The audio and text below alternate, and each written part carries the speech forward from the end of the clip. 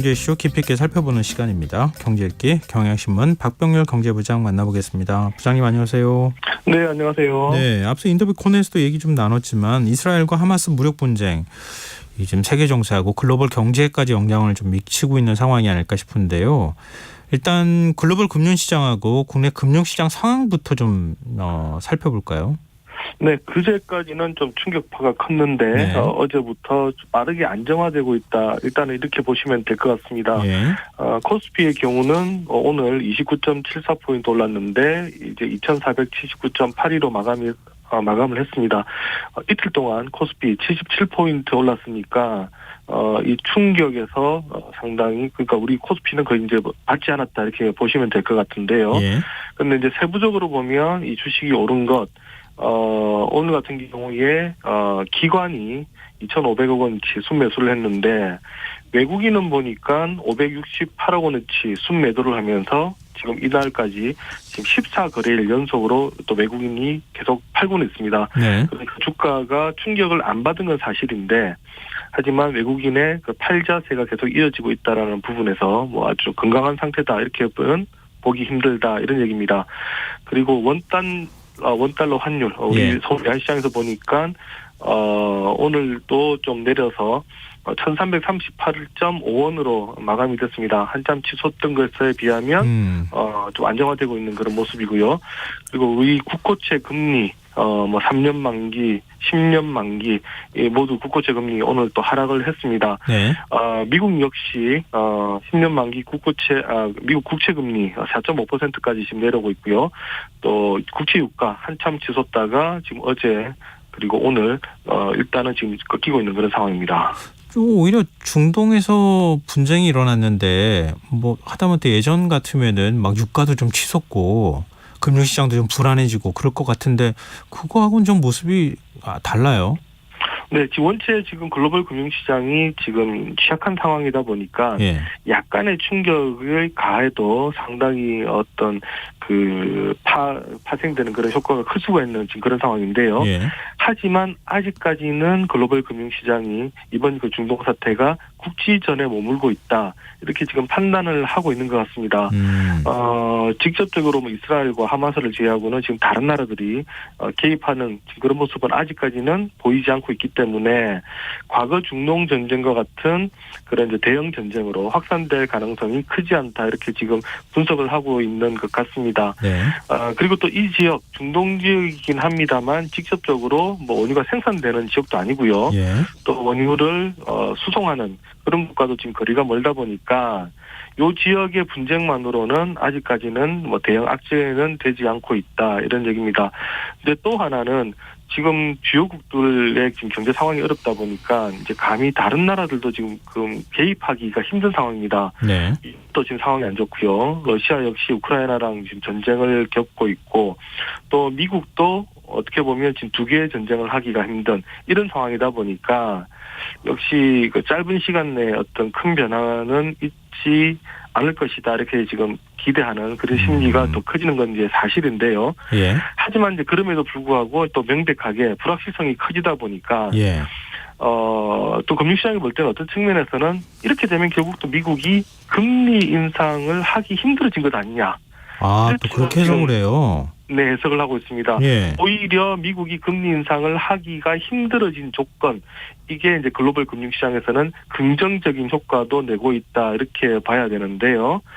이와 함께 또 어제 9월 미국의 연방공개시장위원회 의사록이 이제 공개가 됐는데 여기 보니까 연준 위원들이 기준금리를 더 올리는 것에 대해 가지고 서로 좀 상반된 의견을 벌였던 것 이게 공개가 됐습니다. 이제 그러다 보니까 이 시장이 볼 때 11월에 FOMC에서 금리를 동결할 가능성이 조금 더 높아지는 것 아니냐 이런 기대가 또 커졌는데요. 11월에 FOMC에서 금리를 동결할 가능성 오늘 보니까 91.5%다 이렇게 지금 패드워치가 보고 있는데 이 하루 전날 86.8%보다 이제 그럴 가능성이 이제 더 올라간 겁니다. 그러다 보니까 이렇게 이래저래 이제 긴축 발작에 대한 우려가 좀 잦아드는 부분들 이게 아마도 글로벌 금융을 일단은 안정화시키는 지금 결과로 나오는 것이 아니냐 이렇게 분석을 할 수가 있고요. 예. 우리 이제 국내적으로는 어제 이제 삼성전자 그리고 LG 에너지 솔루션 같은 그런 이제 대형 기업들 실적이 나왔는데 생각보다 좋았습니다. 그러다 보니까 반도체 경기, 2차 전지 업종 전반에 대한 투자 심리가 좀 개선이 된 게 우리 코스피에도 영향을 미쳤다 이렇게 봐야 될 것 같습니다. 우리는 전쟁의 참상에 자꾸 주목하는데 돈은 참 냉정하다. 이런 생각을 말씀 듣다 보니까 하게 되네요. 참 제일 무서운 게 돈인 것 같다. 자본의 흐름인 것 같다. 이런 생각이 드는데요. 그런데 또 지금은 확전 가능성을 좀 낮게 보니까 이런 거지. 막상 분쟁이 확전된다. 이러면 상황이 좀 달라지는 거 아닙니까? 네, 맞습니다. 일단 우리에게는 역시 그 1970년대 오일 쇼크 트라우마가 있습니다. 이게 하필이면 이번 사태가 발생한 게 보면 제4차 중동전쟁 50주년 지금 다음 날에 이런 또 일이 벌어졌습니다. 이 제4차 중동전쟁 1970년대 인플레이션을 촉발시켰던 원인 중에 하나로 이제 꼽히는 건데요. 네네. 1973년 10월 제1차 석유 파동은 이 1970년대 결국 이제 인플레이션 어떤 그 트리거가 됐다 이렇게 지금 제가 평가를 하고 있습니다. 이게 1973년 10월 6일에 시작이 됐었는데, 네. 당시에 이란, 이라크, 사우디아라비아, 쿠웨이트, 아부다비, 카타르, 이런 그 페르시아만의 6개국 석유 수출국들이, 10월 16일부터 원유 가격을 갑자기 인상을 하고, 거기다가 매달 원유 생산량을 5%씩 줄이겠다, 이렇게 이제 선언을 합니다. 네. 그 전제 조건으로 이스라엘이 점령지에서 철수하고 팔레스타인의 권리가 회복될 때까지 우리는 매월 전월에 비해서 5%씩 원유 생산을 줄이겠다 이렇게 선언을 하는데 예. 이때 이후에 정말 유가가 엄청나게 이제 뛰어오르게 되죠. 배럴당 2, 3달러 수준에서 12달러까지 무려 4배까지 석 달 만에 이렇게 폭등을 하게 되는데 요 결과로 결국 미국의 경우만 하더라도 소비자 물가 상승률이 11.5%까지 치솟고요. 결국 미국 연준이 기준금리를 13%까지 올리게 되는 그런 상황을 겪습니다. 그리고 또 우리나라의 경우도 1973년 3.5%였던 물가 상승률이 1년 뒤에는 무려 24.8%까지 가게 되고요. 성장률도 12.3%에서 7.4%로 떨어지면서 글자 그대로 전 세계가 충격에 빠지게 되는데 이런 그 중동 정세 불안 그리고 여기에 따른 그 국제 유가 상승이 경제에 미쳤던 것으로 저희가 기억을 하고 있기 때문에 결국 이 트라우마 지금 글로벌 경제가 주시하고 있다 이렇게 보셔야 될 것 같습니다. 이번에 보면은 사우디아라비아가 제일 큰 산유국이잖아요. 근데 네. 팔레스타인 쪽 지지하겠다 이렇게 얘기를 했단 말이에요. 그러니까 미국 입장에서 만약에 지금 중동 전쟁이 확전될 가능성이 있다고 하면은 미국의 책임론이 제기가 될 거고. 그래서 거기에 대응하는 카드로 중동에 있는 국가들이 만약에 원유 생산량을 줄인다 그러면은 진짜 70년대 사태까지 갈 수도 있다는 말씀이시죠. 그렇죠. 지금 글로벌 정세가 보면 지금 사우디가 또 미국에 대해서 또 아주 끈끈한 관계는 아니다 보니까 예. 사실 사태가 어떻게 될지 모르는 그런 개연성은 있는데요. 말씀하신 것처럼 사우디, 이란은 팔레스타인 지지 입장을 보이면서 사실상 하마스 편을 좀 들고 있는 걸로 보이고. 네. 근데 이런 상황에서 만약 그 가자 지구의 민간인 사망 등이 더 늘어나면 좀 더 상황이 좀 악화될 가능성 역시 저희가 배제할 수 없을 것 같습니다. 그리고 또 러시아, 중국 역시 또 팔레스타인 편을 들고 있는데 반면에 미국, 유럽은 이스라엘 편을 들고 있고요. 예. 심지어 이제 조 바이든 미국 대통령은 지난 7일 긴급 연설에서 미국은 이스라엘과 함께한다. 이스라엘의 적대적인 어떤 세력도 이번 전쟁을 기회로 이용할 때가 아니다. 이렇게 강력하게 지금 경고를 했습니다. 이러다 보니까 미국으로서는 이제 자칫 잘못하면 지금 2개의 전쟁을 벌여야 되는데요. 이렇게 되면 또 다른 또 글로벌 경제의 불확실성이 커질 수가 있습니다. 최근에 미국의 지금 장기 채권 금리가 급등하고 있는데요. 네. 여기에 대해서 미국이 우크라이나 전비 마련 등을 위해서 국제 발행을 늘린 결과다 이런 지금 분석이 나옵니다. 그런데 만약에 이스라엘까지 이 전쟁까지 판을 벌리게 되면 네. 미국은 국채를 더 찍어내야 되게 되는데요. 예. 이렇게 되면 미국 국채 금리가 더 폭등을 해서 글로벌 금융시장에 더 충격을 줄 수가 있습니다. 아시다시피 이렇게 만약에 글로벌 금융시장이 또 불안정해지면 당장 우리나라 같은 신흥국의 주가, 환율이 또 널뛰기 하게 되어서 피해가 더 커질 수가 있는데요. 우리로서는 지금 이스라엘 하마스 분쟁 아주 먼 곳에서 벌어지는 일이지만 그냥 무풍지대로 볼 수가 없는 그런 이유입니다. 근데 우리 경제가 지금 상황이 굉장히 좋다. 내수도 좋고 수출도 그렇게 나쁘지 않다. 그러면은 모르겠는데 지금 좀 불안불안한 상황이라서 더 지금 중동을 바라볼 수밖에 없는 것 같아요.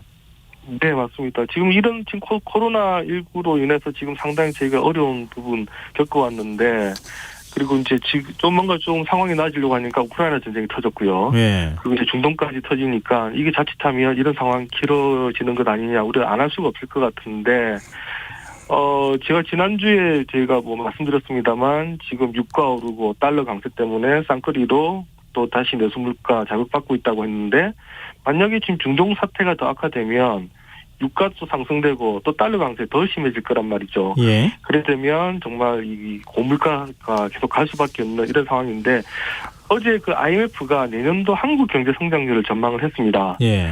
근데 보니까 좀 암울합니다. 내년도 한국 성장률 2.2%다 예상을 했는데, 지난해 10월 처음 이제 2024년 성장률 전망했을 때가 2.7%였거든요. 예. 2.7%를 어제는 2.2%까지 낮춘 상태입니다. 그런데 이 전망에는 이번 지금 이스라엘 하마스 사태는 또 반영이 돼 있지 않습니다. 그러니까 만약 이 사태가 좀 악화가 되어서 경제 전체가 좋지 못하게 되면 자칫 잘못하면 우리가 1%의 성장으로도 또 떨어질 수가 이제 있다라는 얘기가 되고요. 예. 이게 우리 문제가 아니라 당장 이제 글로벌 전체 성장률이 떨어지고, 특히 중국, 유로존, 여기도 지금 상황이 안 좋은데 여기도 역시 영향을 안 받을 수가 없는 이런 상황입니다. 이렇게 되면 또 우리로서는 지금 좋을 게 하나도 없는 그런 상황이 되고, 자칫 과거처럼 글로벌이 스태그플레이션 쪽으로 빠지게 되면 일단 우리가 가장 싫어하는 시나리오로 간다. 라고밖에 볼 수가 없기 때문에 긴장을 안 할 수가 없는 그런 상황인 것 같습니다. 근데 어제 발표된 주요 기업들 실적 보니까 바닥을 네. 좀 찍은 거 아니냐 이런 기대감을 갖게 되던데요. 이건 어떻게 봐야 됩니까? 맞습니다. 그러니까 지금 사실 저희한테는 상당히 지금 중요한 시점인데요. 예. 어제 같은 경우에 보니까 지금 삼성전자 역시 우리 경제의 큰 기둥이라고 볼 수 있는데, 이 삼성전자가 보니까 매출액 3분기 매출액 67조 원, 영업이익 2조 4천억 원 기록했다 잠정 공시를 했는데, 이게 지금 2분기와 비교하면 매출은 11%, 영업이익은 258%가 증가를 했고요. 특히 이게 이제 시장에서 봤던 그 전망치 이걸 지금 상회를 했습니다. 내용을 보니까 반도체 부분은 여전히 적자지만 적자 폭이 상당히 줄었고요. 특히 스마트폰 디스플레이에서 흑자를 남기면서 영업이익을 냈는데, 그동안 삼성이 쭉 안 좋았기 때문에 저희로서는 일단은 반도체 산업이 살면 한국 경제가 상당히 힘이 되기 때문에 기대를 하고 있는데, 만약에 이런 중동 전쟁이 악화가 되게 되면 다시 경기 침체로 갈 수가 있기 때문에 좋지가 못한 그런 상황으로 좀 빠지게 되는 거죠. 아유, 우리 경제 좀 언제 살아나나, 좀 빨리 좀 살아났으면 좋겠습니다. 전쟁도 빨리 끝나고요. 자, 경향신문 박병률 경제부장이었습니다. 고맙습니다. 네, 감사합니다. KBS 라디오 김성환의 시사야 1부 순서 여기서 마무리하겠습니다. 전 11시 정각 2부에 다시 오겠습니다.